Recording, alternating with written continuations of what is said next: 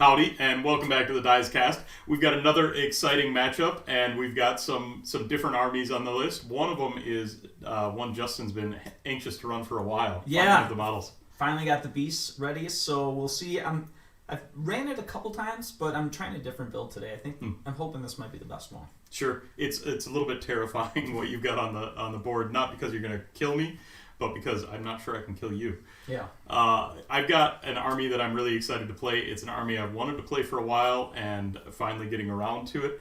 I'm building the army for myself and running a bunch of Justin's models tonight to complete the army, but it's Legion of the First Prince. And I've been a huge fan of Legion of the First Prince for a while and finally kind of swung around to really focus on it. You were a fan before they were cool. I was a fan before they were cool.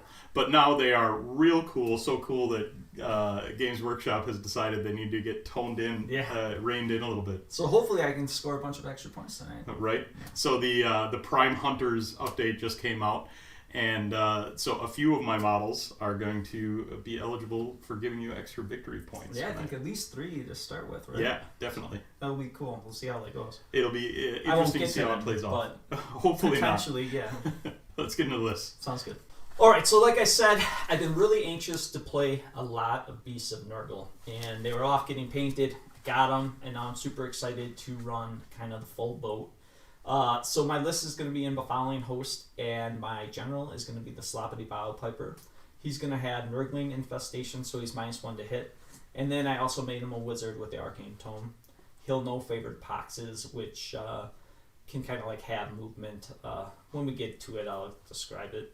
Then I'm bringing the Glottkin again. I had kind of fallen off on the Glottkin. I wasn't loving them.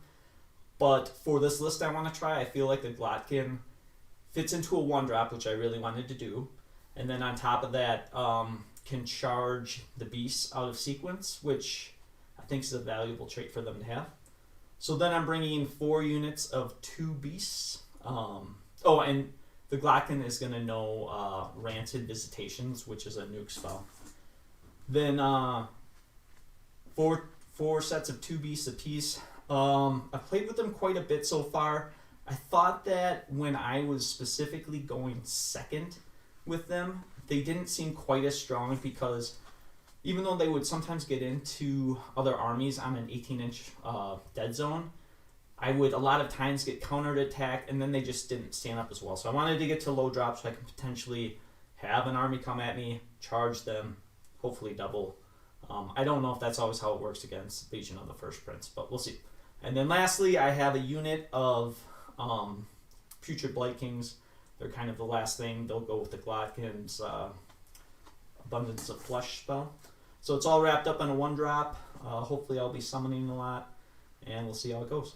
So tonight I'm playing Legion of the First Prince. No sub-factions for Legion of the First Prince, so just the army.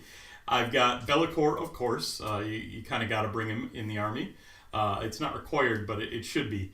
And I've also got Kairos Fateweaver as a long-range threat for the army. Both of those are prime targets now with the latest update. So if Justin's able to kill either one of those, he'll get an extra victory point in addition to the victory point for killing a monster. My general is a Great Unclean One, and he's got the Ruinous Aura command trait, and then the fourfold blade artefact, which is just incredible on him in particular. It's going to do a lot of mortal wounds based on the number of attacks he has, and so that's going to be on his Nurglings. So he's got a top bracket 15 attacks with that, so he can really put out a lot of damage. And then he's got the Flaming Weapon lore spell as well. I've also got Blue Scribes, which is going to help make Kairos a little bit more reliable in his casting, and an Umbral Spell Portal to work together with those two. And then for my battle line, I've got 10 Pink Horrors, another prime target. I've got 5 Fleshhounds, and then 10 Plague Bearers to round out the list. And it's going to be interesting to see how I can do against Nurgle. I don't have a lot of damage outside of the Great Unclean One, but I can definitely potentially outlast if my summoning goes well. So we'll see how it goes.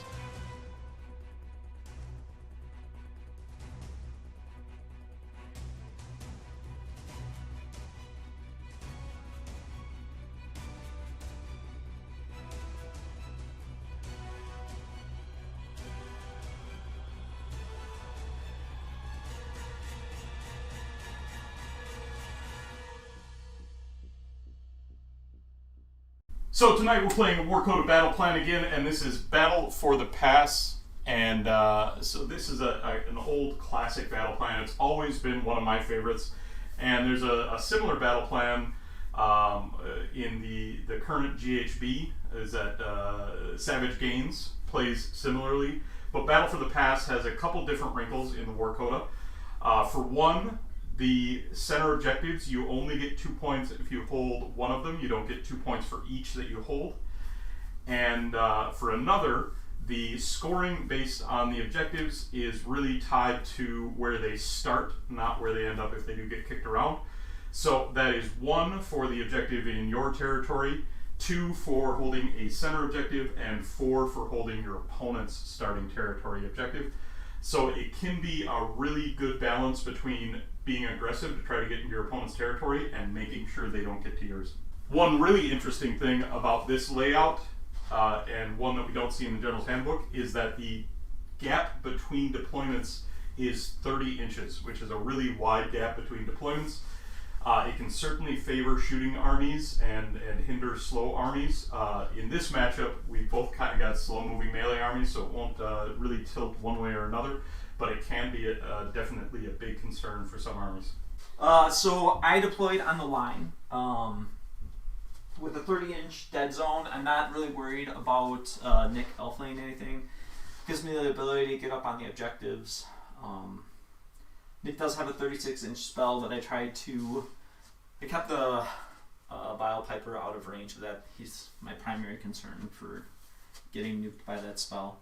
Other than that, it's just relatively on the line aggressive stance. In most battle plans and most matchups, you have to be really careful about deployment and what can come in and what you're going to be aggressive with and defensive with. But with a 30-inch gap here going against Nurgle, I feel very comfortable just towing the line with everything. I got my battle line units in a position where they're going to be able to spill forward onto the objectives, and then just have my monsters in the middle where they're going to be able to start streaming forward. Hopefully get that Guo running into things as quickly as possible. So just absolutely to the front. Alright, so I have to roll for my Wheel of Corruption. So with the wheel, I really want to avoid rolling a 1, and I would like to roll on the high side so I get to my 4-up hero ward save sometime in the game. But we'll see how it goes. Roll a 1. So for the first round, I'll have a 4-up ward save on my heroes. So since I was a 1-drop, I get to decide who's going to take first turn. Normally, it would be a super simple decision for my army. I would give away first turn without a doubt. With this matchup, you actually have to think about it a little bit because Nick's Bellacor's ability can affect you for 2 turns in a row if you take a double or get a double. That being said, I'm still going to give away this turn.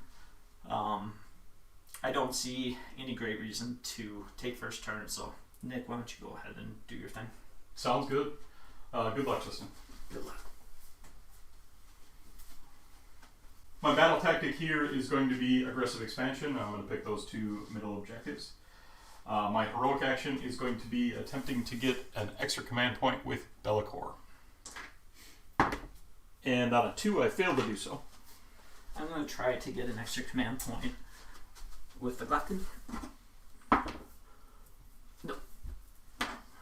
For my first spell cast, I'm going to attempt to cast with the Blue Scribes, and this is going to be using the Blue Scribes ability to just auto-cast on a 2-up. I'm going to cast the War Scroll spell Boon of Tzeentch, so on a 2-up it will not be, it'll automatically go off and can't be unbound.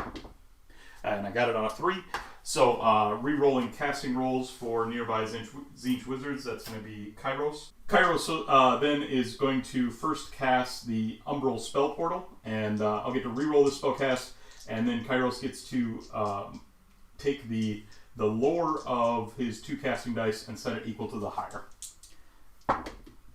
And so that's going to be an 8.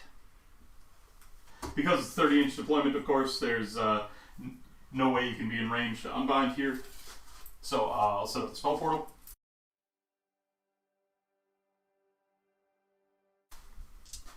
Kairos' second spell then is going to be the Gift of Change, and I'm going to cast this one through the spell portal. That's going off on a 12. I'm going to target your unit of Blood Kings there. So at Kairos' current table, that's going to be 6 mortal wounds. So it gets 6 5-ups. He will definitely die. You got 6 5-ups. Oh, I was just doing it to see if that guy died, and then... Oh. 6 wounds to start the game. Alright, so I'm going to take 6 mortal wounds. This guy will die. And then before he gets removed, I get to set up a Chaos Spawn within 3 inches of that unit. And setting up that Chaos Spawn right in front of the Blood Kings, just within 3 inches of it for now. My third spell then with Kairos is going to be Mystic Shield. Going to get that on an 8 and put that on the Great Unclean One. Great Unclean One is then going to cast Flaming Weapon. And that's going to go off on a 7. Going to put that on his Bile Sword. And then also going to cast Arcane Bolt with the Great Unclean One. Getting that on a 7. And then Be'lakor is going to attempt to cast Metamorphosis. And going to get that on an 11 and put that on the Blue Scribes. So they are a monster for the turn. During the hero phase, then, the last thing I'm going to do is use Kairos' War Scroll ability to remove the Umbral Spell Portal from the board. And then we can get into movement. My movement here was really about tagging in both objectives, getting my aggressive expansion completed. I'm comfortable bringing Be'lakor up to the front because of the wound pool that the pink cores represent beside him. And then I needed to tag that objective, the other objective, with the Flesh Hounds. I moved my Great Unclean One with an auto run as far forward as I can because I really need to get him into the fray earlier. And then I used that Chaos Spawn that I summoned with Gift of Change and just retreated him out of combat so that he is a very annoying roadblock here in the middle. So that is going to be the end of my movement phase. So at the end of my movement phase here with Be'lakor, I'm going to attempt to summon. I need a 10 or more on 3 dice. And I will fail that with a 7. I don't have any shooting that's in range. I don't have any charges that I want to make. The Chaos Spawn is just going to sit there, and he retreated. So I just go to scoring. I got aggressive expansion. I hold my own objective and at least one in the middle. So I'm going to get a total of 5 points here. And we can go into Nurgle, bottom of 1. The first thing I'm going to do is going to count up my contagion points. I'm going to get a total of 6, 1 for each Narma, and then 3 for having something in my territory, as well as another 1 for having none of Nick's things in my territory. So that will be 6. For my battle plan, I am going to take Monsters Takeover. I'm just going to choose the only monster I have on the table, which is the Glottkin. I'm going to try to roll for a command point from Sloppity. He's going to get it. For my heroic action, I will attempt to get an extra command point with the Great Unclean One. And I do. Also at the beginning of my hero phase, I'm going to heal the wounds from Locus of Fecundity. So the Blight Kings will heal D3 because they're within 14. They're going to be at full strength. Into my hero phase, we're first going to attempt to cast Abundance of Flesh with the Glottkin. He's going to get it on an 11. I will attempt to unbind that with Kairos. And I will fail to do so on a 10. Then I'm going to attempt to cast Mystic Shield on the Glottkin. We get it on an 11. I will attempt to unbind that with Kairos. And it'll go off. He's going to put it on himself. Sloppity is going to attempt to cast Arcane Bolt. He's going to get it on an 8. I'm out of range to unbind that with Kairos, so I'm going to attempt it with Be'lakor. And it will go off. Alright, that's all for my hero phase. We'll get into movement.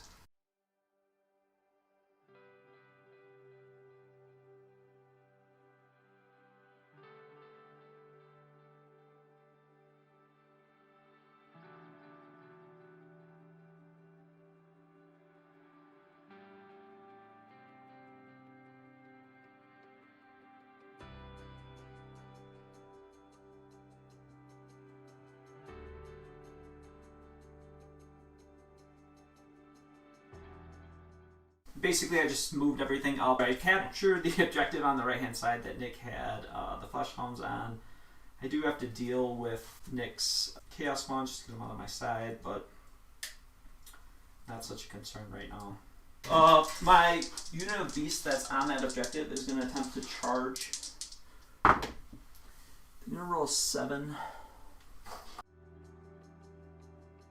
At the end of that charge, the one beast on the 2-up will do D3. For D3, will be 3 mortal wounds on the Chaos Spawn. Sounds good. The Chaos Spawns are mortal units, so they don't benefit from the ward in Legion of the First Prince, so he'll just take 3. I'm going to attempt a charge from the Blight Kings. I'm going to get in on a 10. Into combat, I am going to attack with the Blight Kings. I am going to spend a point to give them all of attack. So it's going to be 20 attacks. These will hit on 2s and wound on 3s. 6s will do a disease point.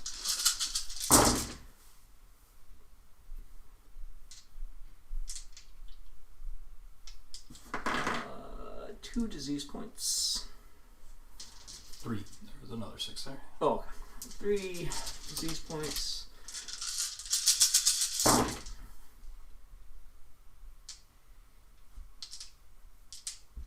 And 1, 2, 4, 8, 9 wounds at -1.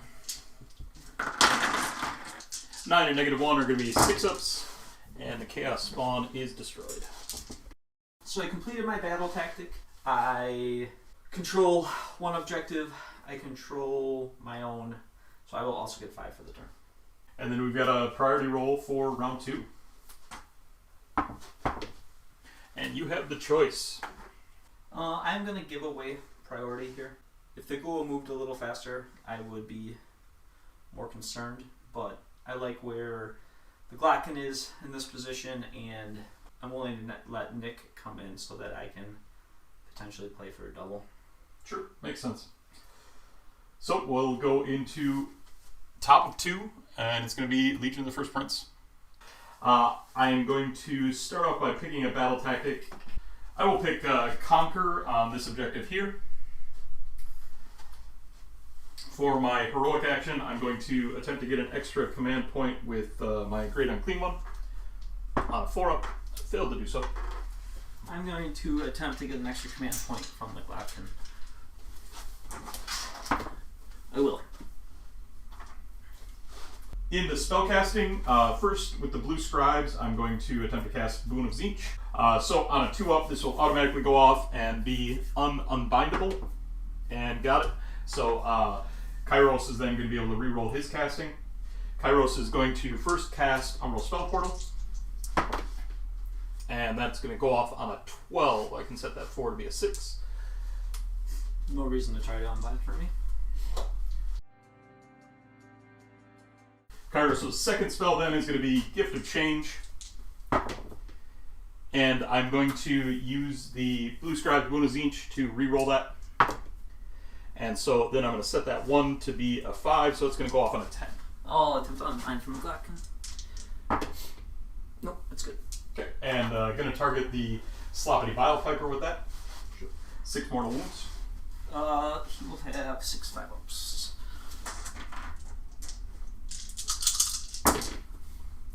He's going to make 3, so he will have 2 wounds remaining. Okay. Kairos is then going to attempt to cast Master's Command, and that is going to go off on an 8. I'm going to try to unbind from the glottkin. No. Okay, so that's going to go on the Great Unclean One. The Great Unclean One is then going to attempt to cast Flaming Weapons, and that's going to go off on a 7. Sloppity will try to unbind. He's going to unbind on a 9. Okay, and then going to attempt to cast Mystic Shield with Great Unclean One. Get that on an 8. Be'lakor is going to attempt to cast his War Scroll spell Enfeeble Foe, and going to get that on an 8. And that's going to go on the Glottkin, so the Glottkin is going to be -1 to wound. And Be'lakor with my last cast is going to cast Arcane Bolt, and going to get that on a 6. Then, also in my hero phase, Kairos is just going to remove the Umbral Spell Portal from the field. And we'll get into movement. I'm going to spend a command point to my free one from the Glottkin to redeploy. Sure. For 2. In my movement phase here, I decided to get aggressive. I continued bringing the Great Unclean One up and got him onto an objective, so he's going to have to be dealt with at some point.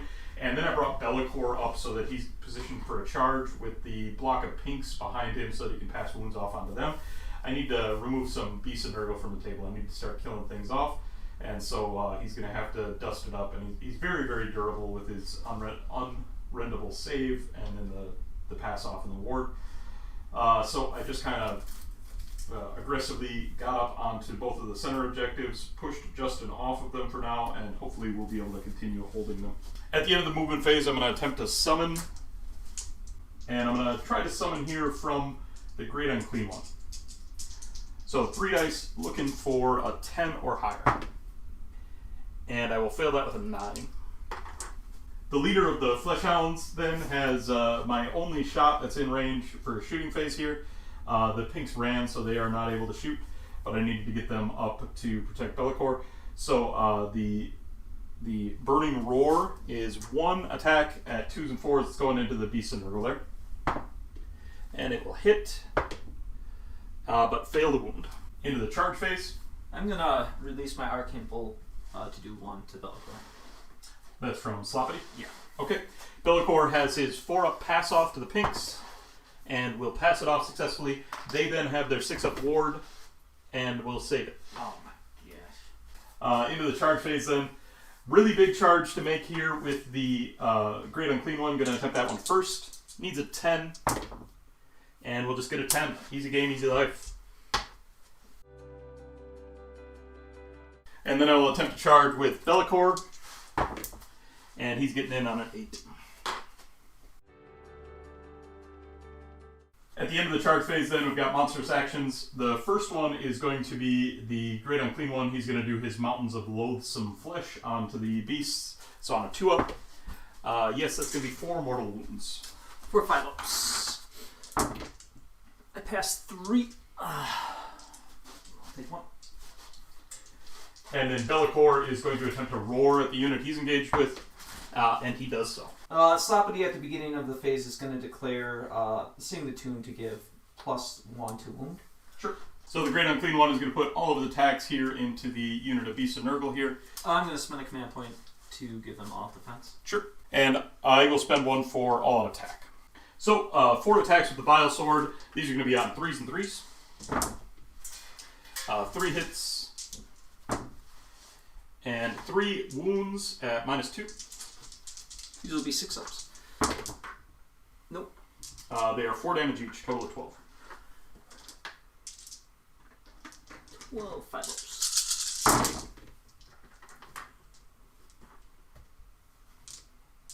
That's going to be 8. That will kill 1 and bring 1 over. And then the Plague Flail, this is going to be 5 2s and 3s. 3 hits, and 2 wounds at -1. These will be 2 5-ups. Made 1, this one. Damn it. 3 damage on that one. These will be 5-ups. Made 1. He's at 3. And then the big show for the Great Unclean One with the fourfold blade, the host of Nurglings, 15 attacks, 5s here to hit, but 5s and 6s are just going to do, actually 4s to hit because of all out attack. 5s and 6s are going to do D3 mortal wounds and the attack sequence ends.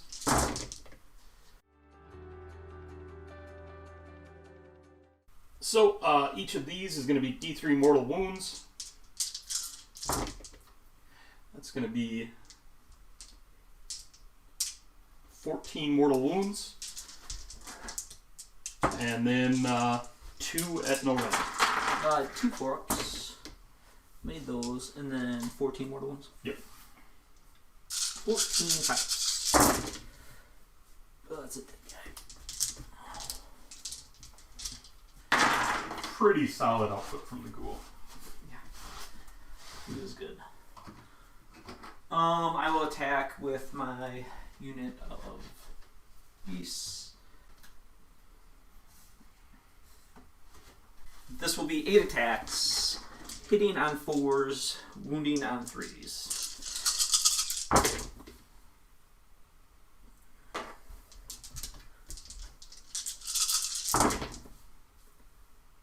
So we're going to have 5.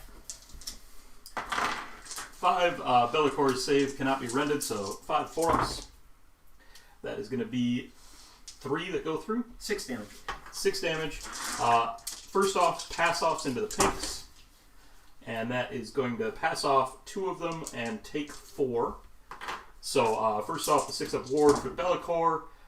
He's just going to take those 4. And then for the pinks, they are going to take 2. I have 2 d6 attacks for 7.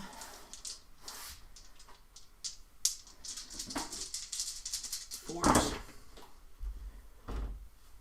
And 3s. Just 3.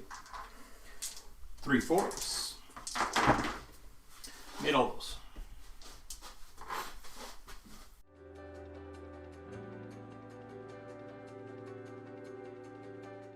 Bellacor then will put all of his attacks into the beast there. He's taken 4 wounds now, so he's down to 7 attacks on the Blade of Shadows. These are going to be 3s and 3s.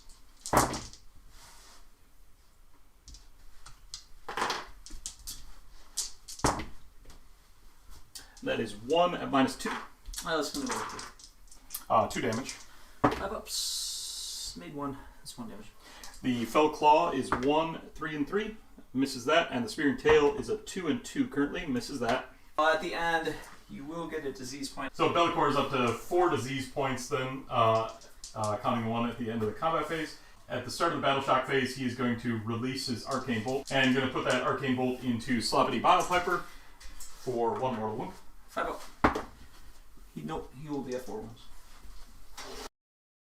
And then I'm going to roll 4 ups for the disease points on Bellacor. He's going to take 2. So 2 4-up pass-offs. I'm going to pass 1 of those off. And so a 6-up for him. And then a 6-up for the pinks. And so they're each going to take 1.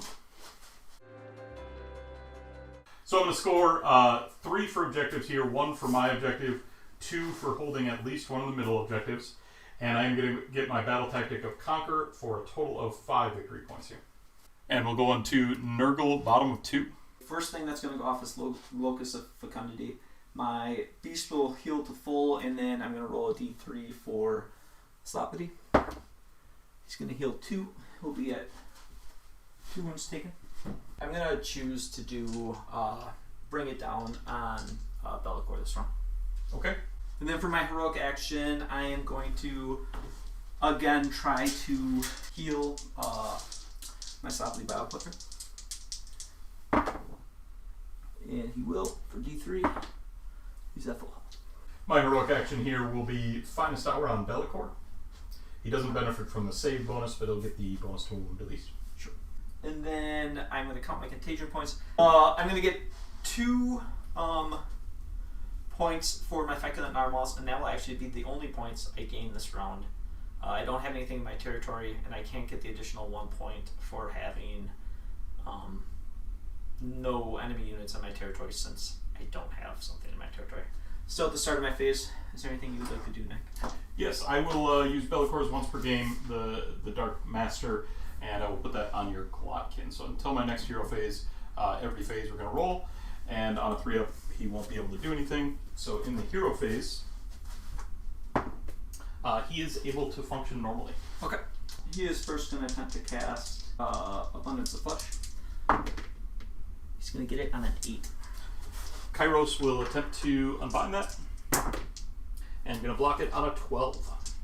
He'll then try to cast Mystic Shield. D3 mortal wounds for 3. 5 ups. He will pass 1. I'll take 2. It's benefiting you that he got through there. My Sloppity is going to attempt to cast Favored Poxes. It will not go off. into movement. Would you like to roll again? Yes. 3 up for the glottkin. The glottkin will not be able to move.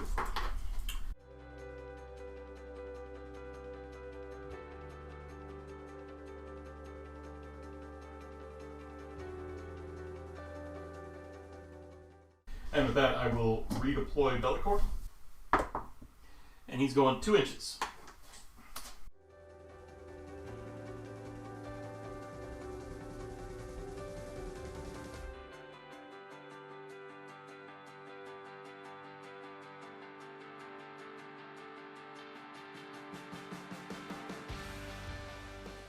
Alright, so I set up to get as many beasts into Be'lakor as I possibly can. In addition, I am attempting to screen off the glottkin, hoping to feed the ghoul a lot of junk over the next few turns. We'll check in the shooting phase if the glottkin can participate on a 3 up. Nope, he is not able to shoot. Alright, we're going to go right into charges then. Let's check if the glottkin can charge. And nope. Alright, so my first charge is going to be with the unit that is closest to the board edge.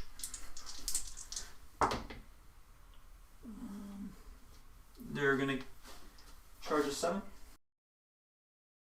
2 2-ups.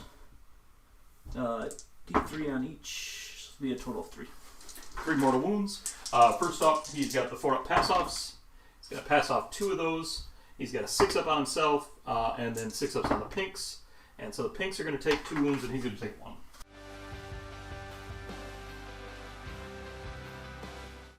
Then the unit that needs a 5 is going to charge. Little man.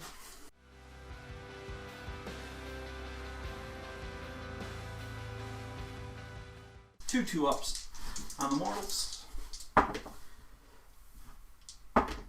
That will be for 5. 5 mortal wounds, 5 4-up pass-offs. Gonna pass off 3 of those, take 2, so 2 6-ups. Gonna block 1 of those, he's gonna take 1. And then 3 6-ups on the pinks. You're gonna take all of those. And then my last charge. 2 2-ups, D3 each, for a total of 5. Okay, 5 4-ups. Gonna pass off 4 of those. And so 6-up on Be'lakor, he takes it. And then 6-ups on the pinks, they take 3. Be'lakor will attempt to stomp this unit of beasts on a 3-up. Nope. Oh, on a 2-up rather, but failed. At the beginning of my combat step, I'm going to use the ability to give +1 to wound from Sloppity. Alright, so my first unit, I'm going to start from the board edge and work my way around, but I'm going to spend a command point to give them all attack. So it's going to be 8 attacks, hitting on 3s, wounding on 2s. 6s will do a disease point. 1 6. He should just be at 2. Yep.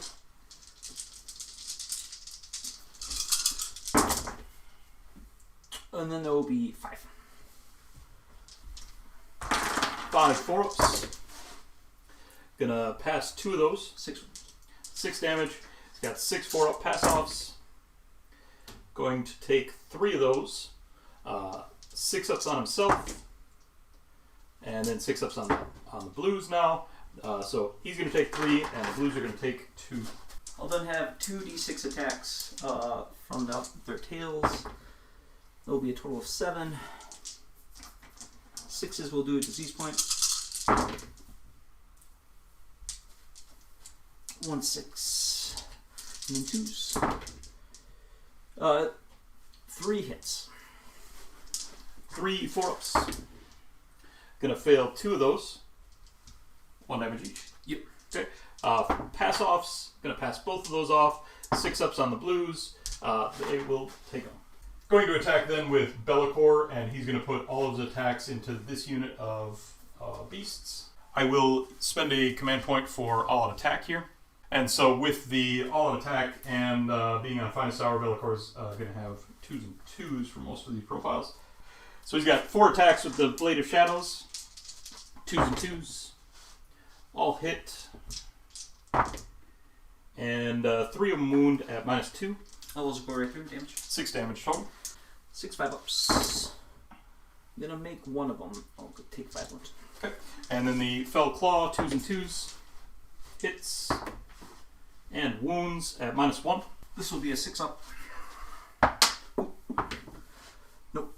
Damage. 2 damage. Nope, I'll take both. He's at 7.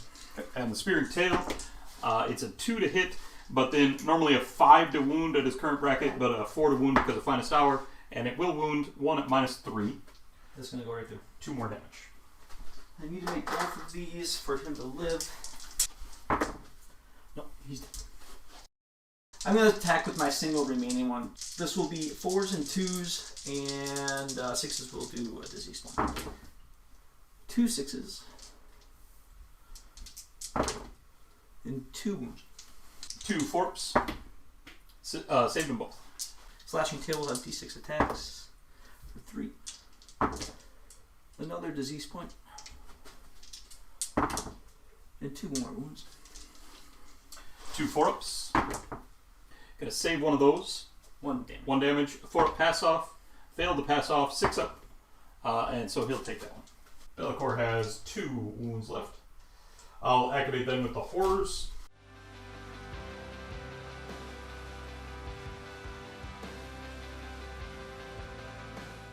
Gonna have a total of 3 brims and 5 blues in, so that's gonna be a total of 11 attacks. All 4s and 4s.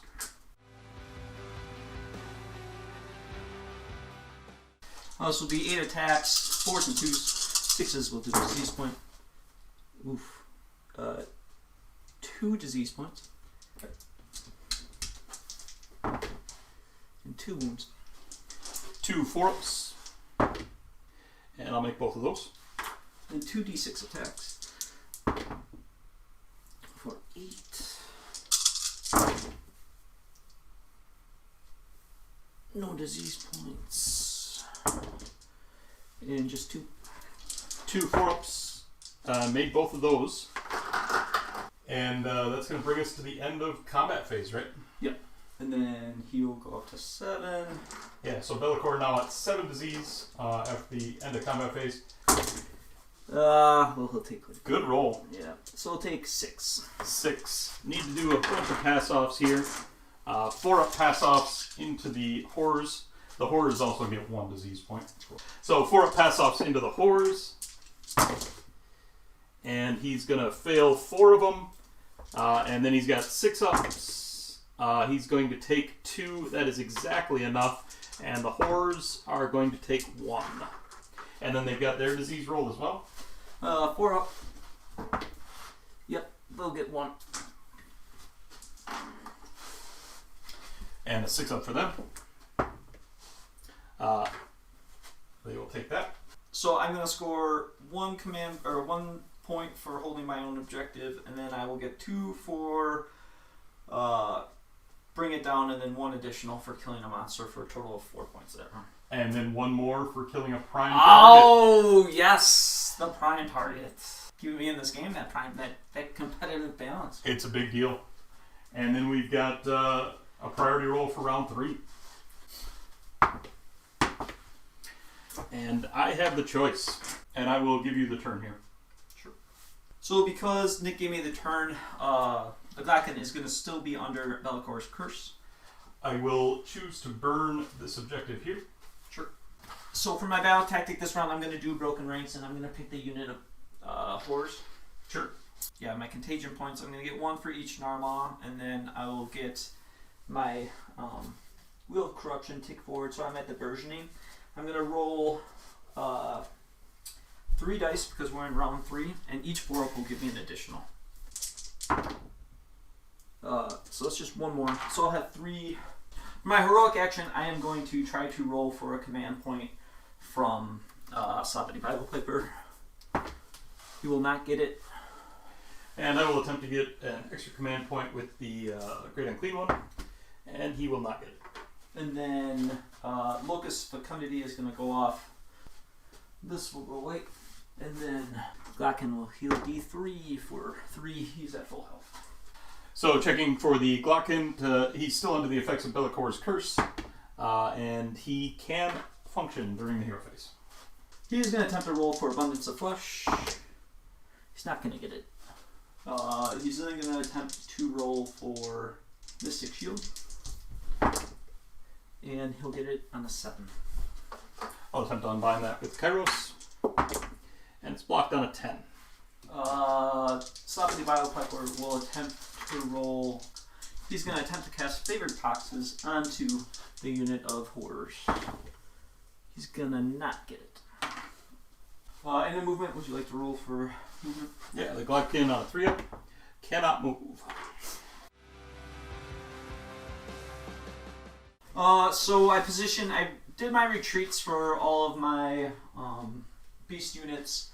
Unfortunately, I didn't get any additional disease points from them, so not great.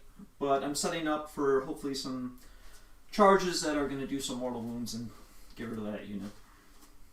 And I would have loved to redeploy there with the Horrors, but I am just out of range to do so with the Blue Scribes, and they don't have a leader within that unit. At the start of the shooting phase, rolling for the Glottkin, he is not able to shoot. Alright, into charges, I'm first going to attempt to charge with the single. An 8 will be fine. On a 2-up, he'll do D3 for 3. 3 6-ups. They're going to take 2. The next unit in from the side. Go in on 11. And then 2 2-ups. D3 each for a total of 2. 2 6-ups. Gonna pass one of those. Last unit. Good enough.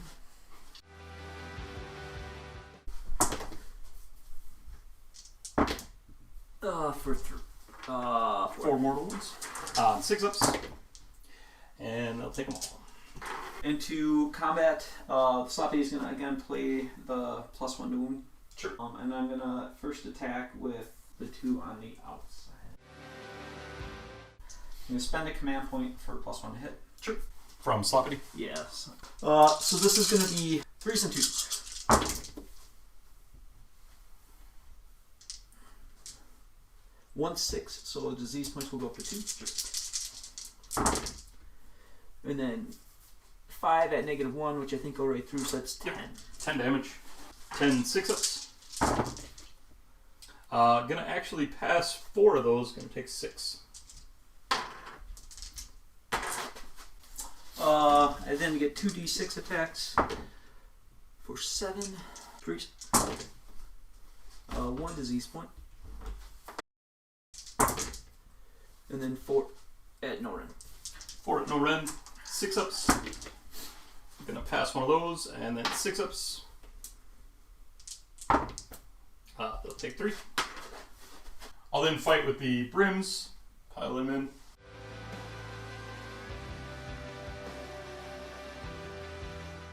So, splitting the attacks here, I've got 7 into the individual, I've got 6 into this unit, and 7 into that unit of 2. Each has 2 attacks. So 14 attacks into the individual, 4s and 4s.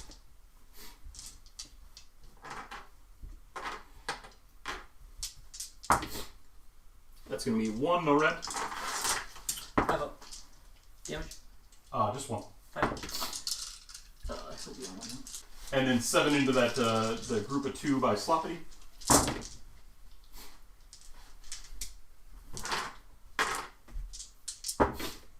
That is 2 at no red. 2 damage, 5 ups. Nope, that's 2. And then 12 attacks into that other unit of 2.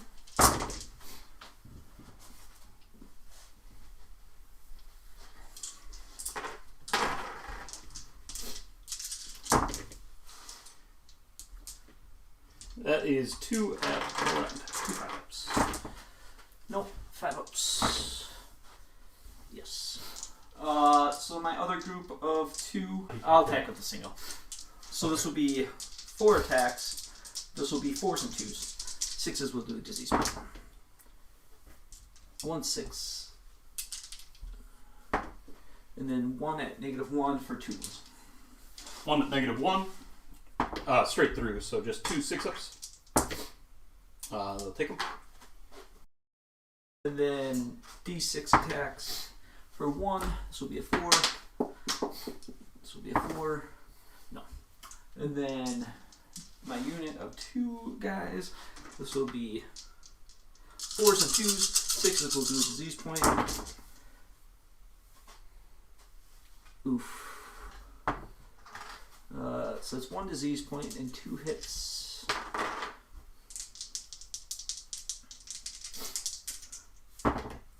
And just 1 wound. 1 at -1, straight through. 2. 6-ups. They'll take them. 2d6 for 9. 9 4s and 2s. 1 6. And then 3. 3 6-ups. Made 2 of those, and then 1 6-up, and made that one. Disease counters tick up on the brims. There's 5. And this will be 5 forks. For 2. Okay, 2 6-ups, and they'll take those. Alright, the brims lost. I lost 6 brims. The blues don't count for battle shock, but the brims do. So 6 of them, and their bravery 10. Why don't the blues count as battle shock? They don't count as slain. Pinks and blues don't count as slain. Oh, that's right. So none of them run away there, and the brims will survive this turn. Yeah, that's going to put a huge damper on this game for me. I'm only going to end up with 1 point for that round. I needed to kill that unit. We'll see if I can come back, but yeah, that's going to severely hamper my points. Obviously massively consequential there. I wanted to inhibit the damage there by maybe turning off a charge with Kairos. And I thought maybe with all the beasts getting in, they would be able to clean that unit, but you can see why brimstones or why pinks are the issue that they are. I do have 1 brimstone that I lose to coherency because of how I was pulling there. Actually, I've got 2 that I lose to coherency, but the unit does survive. And for me, it was more of an issue of 4-ups to hit are just really inconsistent, and you could tell from after my first roll when I could use my command point after that, they just did not hit enough to bring the damage. Yeah. Alright, your turn. So in the bottom of 3 here, for my battle tactic, I am going to take Ferocious Advance. And the units I'm going to pick are going to be my Plague Bearers, my Blue Scribes, and Kairos. For my heroic action, I am going to... I'll attempt to get an extra command point with my Great Unclean One here. And I do on a 4. I will attempt to get an extra command point from the glottkin. And I will on the 6. Into casting, the Blue Scribes are going to cast Boon of Tzeentch. On a 2-up, it'll go off and can't be unbound, so that goes off. Kairos is then going to attempt to cast Gift of Change. And that is going to go off on an 8. I'll attempt to unbind it from the glottkin.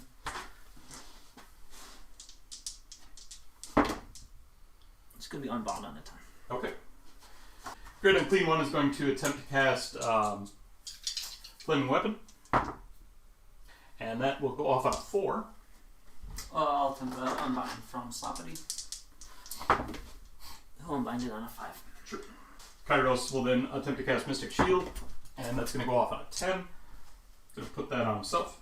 Great Unclean One is going to attempt to cast Arcane Bolt, and that is going to miscast, so he'll take D3. For 3, he's got the 5-up ward aura, so he's going to save 2 of those and take 1. And with that, we can get into movement phase.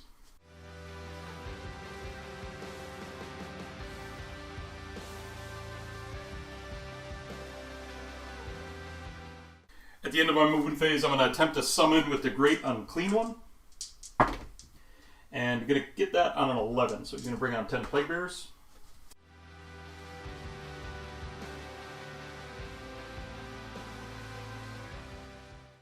Still at the end of your movement phase, I'm going to spend a command point. Glottkin is going to attempt to charge first. He's doing his splits. He's going to not get in. Then I will roll for a charge with my Nurglings. They're going to get in on an 8. Sure. My movement phase here was a little bit tricky. I was hamstrung somewhat by the threat of the Glottkin command ability, which did come to bite me as the Nurglings got into combat on the Great Unclean One. I did run my units to complete that battle tactic and really solidify the defense of my home objective. The horrors were positioned such with the beasts around them that I wasn't able to retreat them like I would have really liked, but they're just going to stand and fight this turn and die bravely as horrors do. But hopefully I'll be able to accomplish some things on the other side of the board. In the shooting phase, I just have one relevant shot here that's going to be the Great Unclean One shooting into the Nurglings. He's got D6 shots. For 2 shots, it's going to be 2 3s and 2s. 1 hit, 1 wound at -3. It's going to go right through. 2 damage on the Nurglings. 2 5-ups. Both go through. End of the charge phase then, my monstrous action, the Great Unclean One is going to use his Mountains of Loathsome Flesh on a 2-up. Going to do 4 mortal wounds to the Nurglings. This will be 4 5-ups. I'm going to make 2 of them. 1 will have 2. Sure. Sloppity is going to give his +1 to wound at the beginning of combat. The Great Unclean One here is going to fight first, and going to put all my attacks into the Nurglings.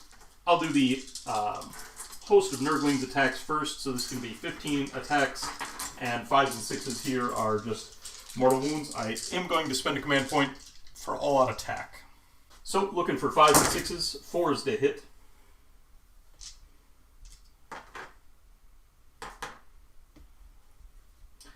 And then these are D3 mortals.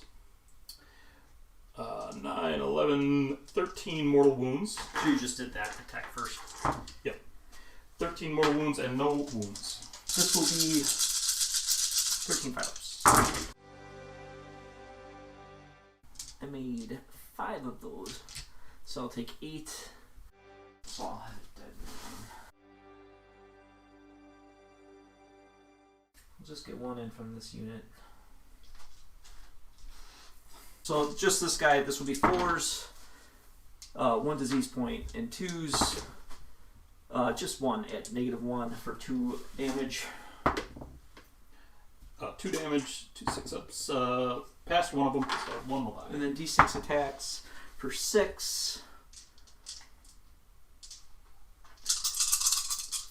4s, 2 disease points and 2s. Just 3 at no rend.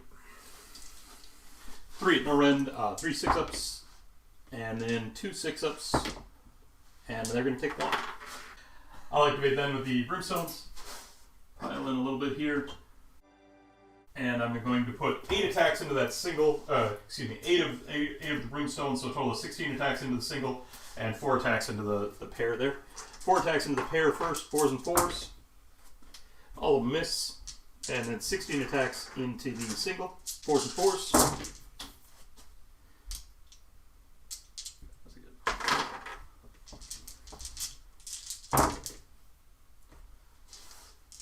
That is 4 at no rend. This will be 5s, and then 5s. Pass none. Pass 2. He'll be at 3. We're going to go with the other unit. I'm going to spend a command point for all-out attack with my unit of 2. Sure.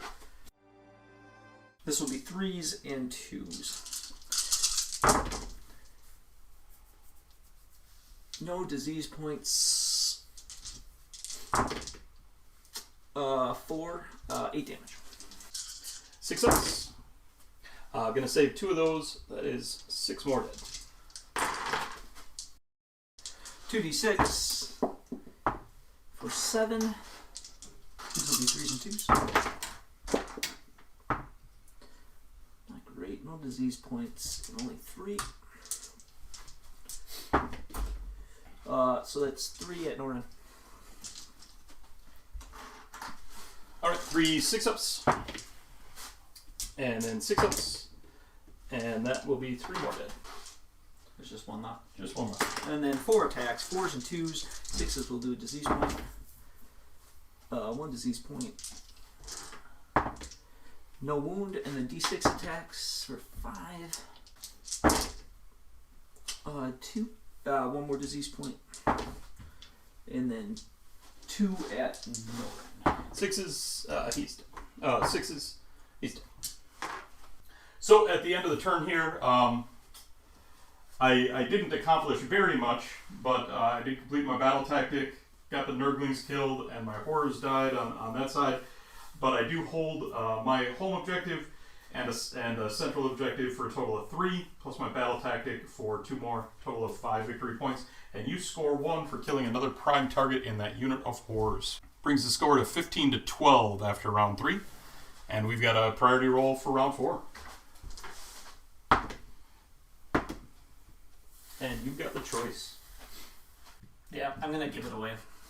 I feel like I need to potentially take the chance at the double. I'm not in a very good situational spot with where my basically where my forces are. My beasts are way across the board, so I could potentially get a couple of them into the Guo on like a auto 6 and a charge.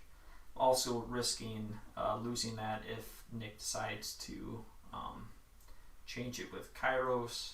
And I don't think just having 2 beasts in is enough to take out the Ghoul at this point. So yeah, we're going to pass off the turn here.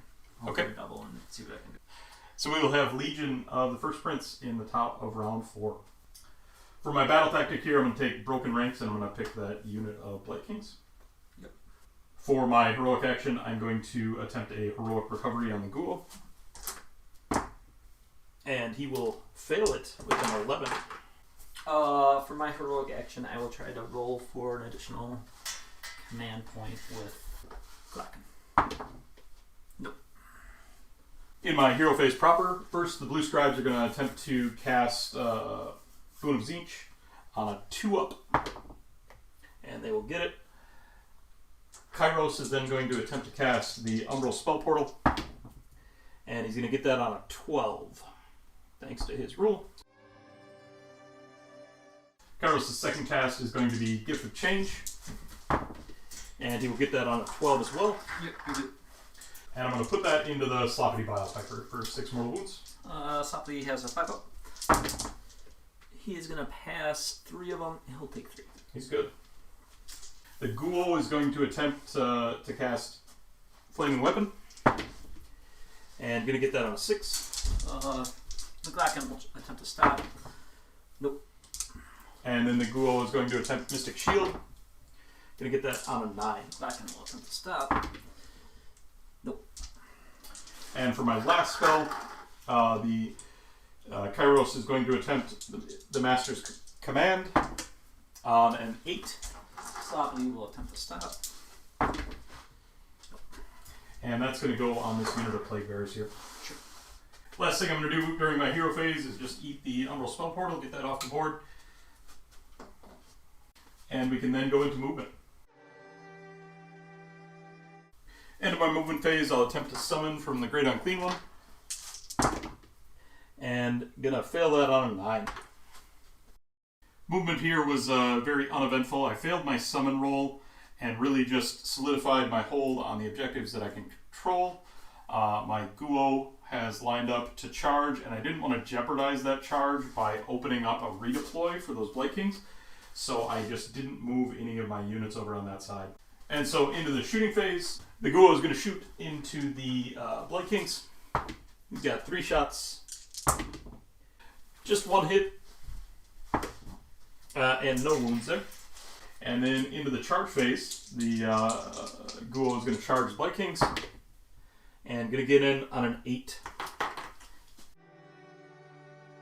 That is the only charge I'm going to make. So the Guo then is going to use Mountain of Loathsome Flesh on the Blight Kings on a 2-up, 4 mortal wounds. The Blight Kings have a 5-up. They're going to pass 1, so 1 will be a 3. Then going to attack first with the Guo, of course. Going to spend 1 command point for all out attack there. I'll spend a command point for all defense. Sure. I'll attack first with the Nurglings, so 15 attacks, 5s and 6s here do mortals.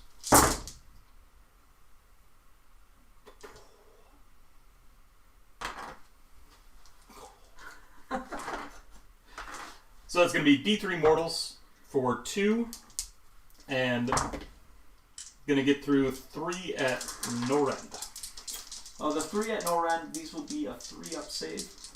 I'm only going to make 1, and then... So a total of 4 damage there. 4 damage, these will be 5-ups. Task 2, it's going to kill 1 and carry over 1 to another. Sure. I've then got the Bile Sword. These are going to be on 3s and 3s. 1 hit. No wounds. Then the Plague Flail. These are going to be on 2s and 3s.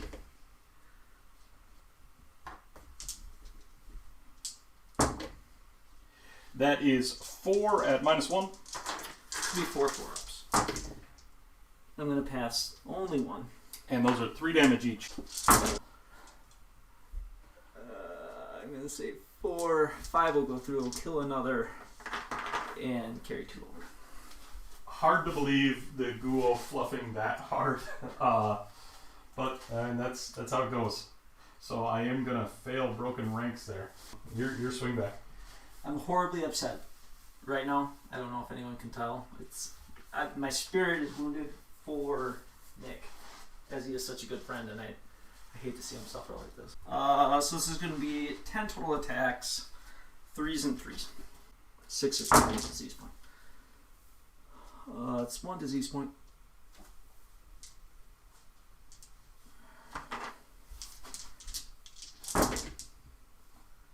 And then 3 at -1. 3 at -1 are going to be 5-ups. 2 go through, and then he's got his 5-up from Ruinous Aura. He's going to take 2. Can't fail Battle Shock, but I will roll the 2 4-ups on Nick to give him 1 more. And then 5-up to ignore, so he'll take 1 more mortal wound. Rough turn. That may be a game-breaking turn, really. But I will finish the turn scoring only 3 there. And so it is going to be bottom of round 4, Nurgle. At the beginning of my phase, I'm going to do first my healing. I'm going to heal D3 because they're within 14 of the glottkin. So the putrid Vikings, we're going to go back to full power on the 2. My Sloppity is going to be at 2 wounds taken. This guy will go to 2. He'll go to 1. I'm going to get a total of 2 more. Go to 5 total contagion points. For my heroic action, I'm going to try to get an additional command point. And then I'll do Ferocious Advance with my Glottkin, my Sloppity Bile Piper, and my unit of 2 beasts. For my heroic action here, I will find a Sour on the ghoul. I'm going to first attempt to cast Mystic Shield. I'm going to get it on an 11. I'll attempt to unbind that with Kairos. He's good. And I will unbind that with a 12 after switching the 4. I'm going to attempt to cast Fleshy Abundance. I've been doing this wrong. Abundance of Flesh actually goes off on a 6. It's going to go off on a 9. Attempt to unbind the Kairos, and it will go off. I'll put that on my unit of 2 Blade Kings, and then I'm going to attempt to cast Arcane Bolt with my Sloppity. Yes, on a 9. Attempt to unbind that with Kairos, and that'll get blocked on a 10. Into movement.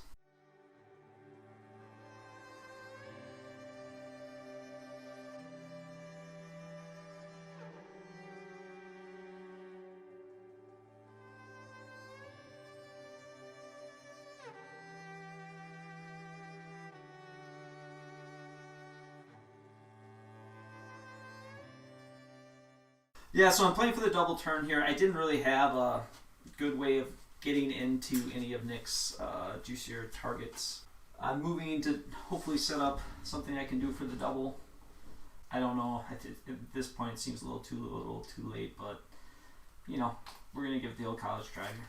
I don't have any units that shoot. I do have some charges. I'm gonna roll for my beasts that are in the middle of the board. I'm gonna stay where they are. I'm gonna roll with my closest beast.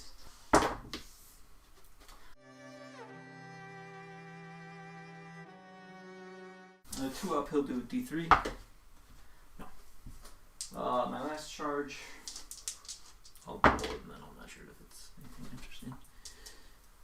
I have 4 attacks. These are gonna hit on 4s and wound on 3s.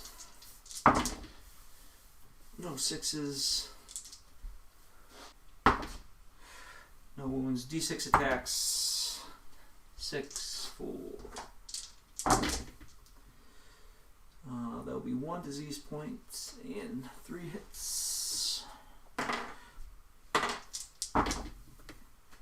And 2 wounds. No round. The Plague Bearers have their 6-ups. I think. I forget. Saved 1, and then a 6-up. Saved that. Piling in with the Plague Bearers here.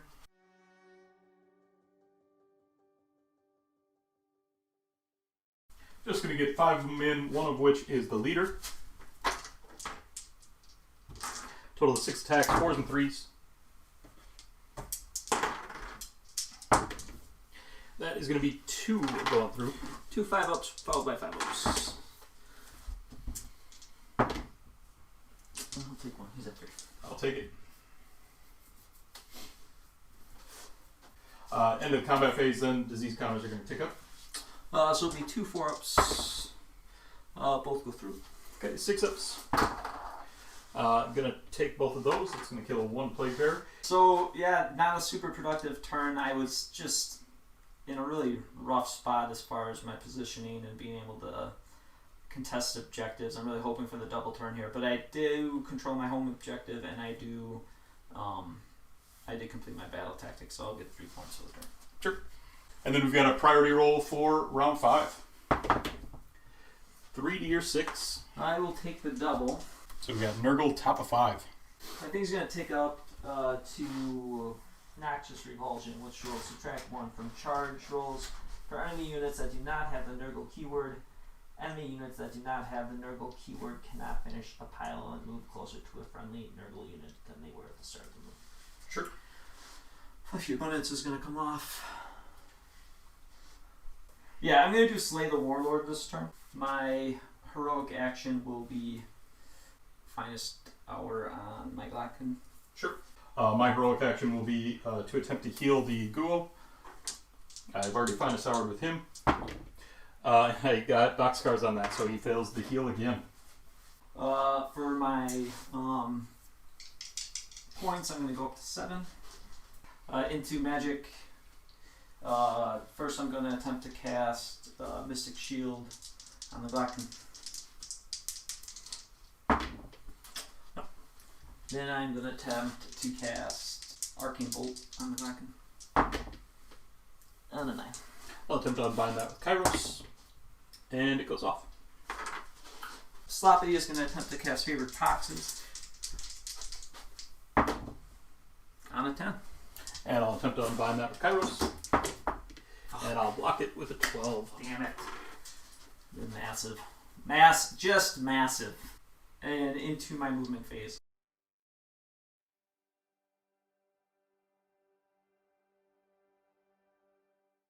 I will redeploy with the Ghoul. And I got a 1.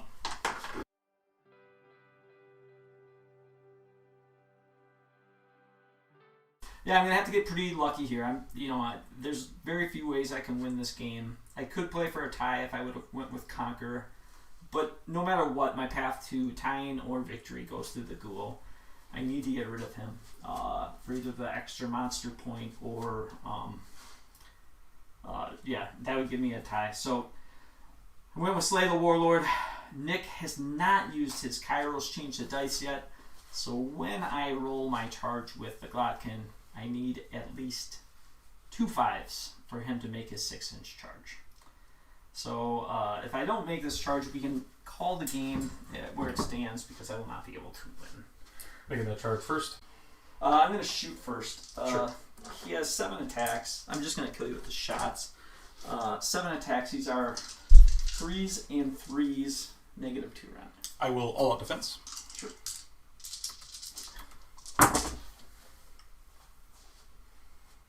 2 disease points. And then just 3 wounds at -2. 3 at -2 with the Mystic Shield and all out defense are going to be 4-ups. Going to make one of those. I said 2 disease points, right? Yeah. Yep. How much damage? 1 each. 5-up ward, and he'll take it. And then into the biggest move of the game. Watch this. 2 5s. I'll re-roll it. Sure. Oh, and that will be game. Yeah. Good game, Nick.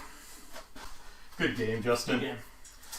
It was a slog, and the extra points from the War Scroll, the Battle Scroll, really kind of played into it with the extra point from Be'lakor, extra point from the Horrors. How do you like your list? I like the list a lot. This battle plan does not show it off well. First of all, I couldn't summon much, which my army relies on summoning. After I moved out of my own territory, and because I didn't have anything to deep strike, I was just never getting an extra 3 points a turn to actually do effective summoning. My army's really slow, so fighting over, like potentially getting to Nick's back objective was going to be difficult no matter what. Nick shutting off Glottkin for essentially 2 turns. Glottkin really didn't even do anything until turn 4. His Blitzkrieg is still effective, but at 700 points you need him to do more, and Glottkin being able, or Be'lakor being able to turn that off for 2 turns is really impactful. And then, you being able to remove one of the middle objectives so I couldn't fight over the other side and gain an extra point over there really limited the points I could get. Yeah, it really feels like this battle plan it's meant to be a fight over the center objectives. And you have to defend your home objective, but it's really a fight over the center objectives. And typically, you're going to wash out on those for the early parts of the game. You're each going to score 1. You're going to control one of them. They're going to control one of them at least on their turn. You might grab both, but then they're going to grab one back. But then once you're able to burn one of those objectives in the center, then the math entirely changes, and you suddenly need to make sure that you're crossing that 30-inch divide between the objectives and taking their home objective to start swinging back. It feels like those center objectives should be prime as well. Yeah, and I think... if I'm going to talk to Tyler about this or just give him some constructive, feedback, and I'm going to say that at most, that there should only be a 24-inch dead zone between the middle, even if that means fully putting the one objective in your own territory. I think that makes it interesting too, because then you lose out on some of those command points that are easy where aggressive expansion, you can't use your home objective to take it, so it really, again, forces you more in the middle with battle tactics, and it leaves a lot more room for slow armies to be able to get across the board. Because right now, this battle plan, if you have shooting, you're going to win. Yeah. And if you have the new bad guy in the block, which is Glottkin, you're going to win. Yeah, Idna feels real good about this. They're going to be across the board very quickly and, causing havoc everywhere. So I think... I love Battle for the Past, but I don't think this is in its final form. Yeah, I think it's close. I love most of what this battle plan is, but a few tweaks. Like you said, bring the deployments forward a little bit. Make the center objectives not prime, or make them prime so that they can't get burned. So you're always fighting over the middle, which is really the intent here. And then suddenly it's the battle plan that we remember and love. Yeah. I like that it's a different style of deployment. I like that, but I think just clean that up a little bit and it feels really good. Yeah, how did you feel? I mean, this is your first time playing my army, so how did you feel about that? Yeah, so it's actually my second game with Legion of the First Prince. My inexperience definitely showed. I was more aggressive with Be'lakor than I should have been, and really that just comes down to me underestimating the amount of damage that the beasts could put out, because I knew I could shut off the glottkin, and that he wasn't going to be a threat there, and I thought Be'lakor could just tank the beasts, and then eventually on my turn I just retreat out. But he didn't accomplish that, even with the pass off into the pinks, right? Yeah, I wish I had a couple. What I feel like my list really needs. So I'm only at 1960, so I have 40 dead points. But I felt like I needed to bring Blight Kings because I have a mortal buff that's really great from the glottkin. So I want to put Abundance of Flesh on something when I can, and it's great with the Blight Kings. And even if I brought them down to Puskull Blight Lords, I'm only at 70 points. What I really want is something that can deep strike. Something that gets me those points is across the board, even if they're not doing anything, or even if they just tie something up. You know, it really makes a difference for this army, but with the glottkin being 700 and me wanting to bring an effective number of beasts, because I feel like when you start getting lower than 8, then you're not really playing a beast army. The points get really rough. I think the War Scroll or the Battle Scroll update really, this game showed it well, because I had a few things on my side that you were able to score points with, and nothing on your side, so you were kind of playing that underdog role in terms of getting the points, and it did make the score tighter than it would have otherwise been. You got the point for the pinks, point for Be'lakor. Yep. That helped keep it close through the stretch. Gave me an actual opportunity to win at the end of the game too. Yeah, yep. Without which, without those 2 points from there, you just would have been out of reach, even had everything gone right in the last round. So I think that was definitely interesting. That said, I think a block of pinks still potentially worth it. We saw what they can do. They just even your Beasts of Nurgle that chewed through Be'lakor with the pass off still got bogged down into the pinks, which is pretty tremendous. Kairos obviously sitting in the back and just denying all of your spells and plinking out 6 mortal wounds a turn. And obviously still worth giving up that victory point. Be'lakor shutting off the glottkin for 2 turns, obviously still worth that victory point. I don't think... And the 6 to stop the charge. Or change the dice. I mean, that was game at the end of the day. I mean, I'm sure you wished you could have used it sooner. But there were a couple times where I would have loved to use it to, keep Be'lakor alive early by shutting off a charge there. Things like that. That could have been really consequential. But over the course of a game, you're always going to have a great opportunity to use that, right? So Kairos is still worth bringing. Be'lakor is still worth bringing. Pinks are still worth bringing. The one thing that really changes in this list is pinks are no longer worth summoning. Because when you summon, you only get 5 of them. And then it's only 25 wounds for the opponent to chew up. It's only 25 wounds for free? It's only 25 wounds. This army sucks. Never mind. Well, this army's garbage. Plague Bearers are 20 wounds and don't give up the victory point. Yeah. So that's probably the better way to go. The summoning is really interesting in Legion of the First Prince and really unreliable. But... better than 50-50 chance. It's better than 50-50, and it's really good, but it's going to create interesting games where sometimes you'll spike all 4 of those for the first 4 rounds, and it's going to feel real good. And then sometimes you're going to get none of them, and it's going to feel real bad. Whereas more traditional summoning, like the summoning you've got, it's kind of this typical cadence. You might squeeze out an extra summon here or there, one game to the next, but you're going to have the reliability, the consistency of it. Yeah, obviously we saw that. I haven't seen many people put the Go in because I think typically people have said that he's slow, but he can run. He hits a 10-inch charge, and all of a sudden, he's moving pretty fast. Sometimes you roll 15 dice and you only get 1 5-up. So if we look at what he really did, he wiped out your 2 beasts, your 2 beasts right away, and he wiped out your Nurglings that you threw into him, and then he killed. And then he 100% chokes on 15 dice, which was not an average roll. So this was maybe not his best showing. One of the lists that I've really been playing with a lot involves bringing the blue scribes and Kairos still, but then bringing a soul stream bridge so that the Guo really becomes a potentially mobile threat. And then you can start looking at things like using the Kairos fate dice to help guarantee his charge on a turn out of the soul stream bridge. If there is a priority target somewhere on the board, you can really throw him in, and typically he's going to be able to clean it up because we saw the amount of damage he was doing against in some of the phases. Yeah. One last thing I'm going to bring up, and this is just, I like to give takeaways from games. Mm-hmm. If you're playing Legion of the First Prince, don't bring it to casual games. It's not a fun army to play against. It's an awesome.